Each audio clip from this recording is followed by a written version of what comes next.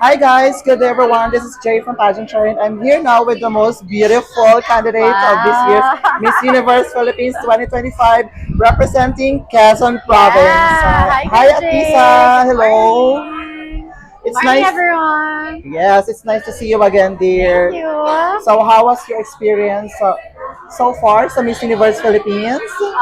Very enjoyable, very relaxed, very fun. It's only been a few days, so I'm still trying to get to know all the girls because there's 69 of us.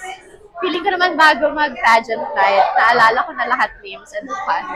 Of course, dear. And syempre, tatanungin kita kung anong naging experience mo sa press presentations kasi I guess first time na may ganong eksena.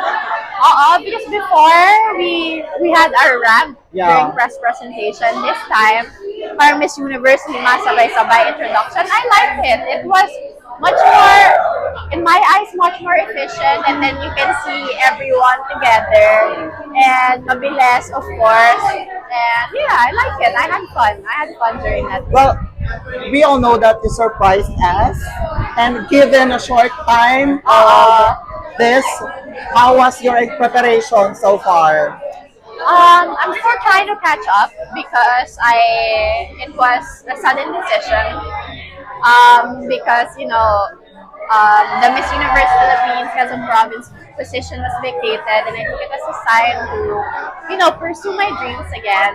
So I'm still trying to catch up with the requirements, with the trainings, because this time around I wasn't as prepared like before na matagal talaga. So yeah, trying to catch up, but never. Oh, yes. And syempre, malapit yung mga major events ng Miss Universe Philippines. Yeah. So, what are you most excited about?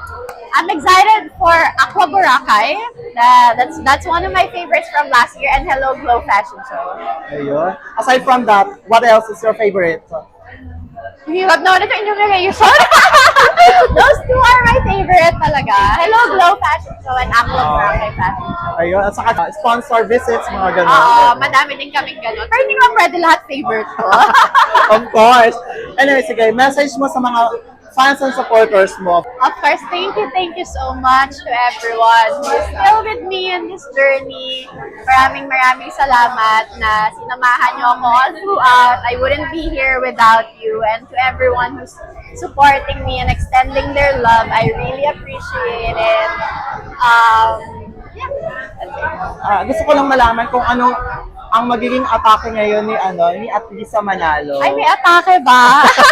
Vulgar ba? Or medyo ano lang tayo, relax, chill? I think I'm just gonna focus on improving myself this time and being me. Alright. And syempre, the persons behind your journey, can acknowledge it.